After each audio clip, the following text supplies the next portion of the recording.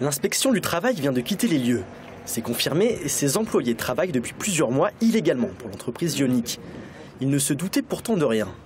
Comme vous pouvez le voir sur le bulletin de salaire ici, toutes les charges URSSAF ou toute contribution ou autre chose que l'employeur doit, en fait, étaient inscrites sur notre bulletin de salaire et nous, on n'a pas la possibilité de pouvoir vérifier si effectivement il les a payés ou non. Donc on n'a pas pu du tout se douter qu'il n'avait payé aucune cotisation et qu'on ne pouvait prétendre à aucun droit.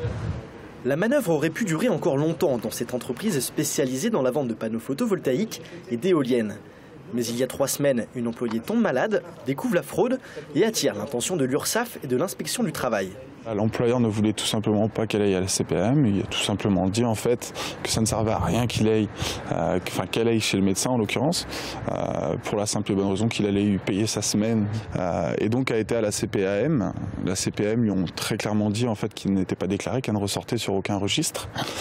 Donc c'est à partir de ce moment-là où on a commencé à se poser certaines questions. Depuis une semaine, les employés n'ont aucune trace de leur patron et ce matin, ils ont découvert leurs locaux vides. Paradoxe, comme l'URSSAF a régularisé leur dossier, ils sont encore tenus d'assurer leur poste dans cette entreprise fantôme.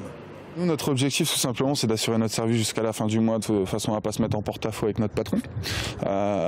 Derrière, c'est obtenir une lettre de licenciement, forcément, parce que tant qu'on n'est pas licencié ou tant que l'entreprise n'est pas en liquidation judiciaire, on est toujours, entre guillemets, salarié. Donc c'est vrai qu'au jeu de la justice, on ne peut pas faire grand-chose. Le patron, injoignable, n'a pas pu répondre à nos questions.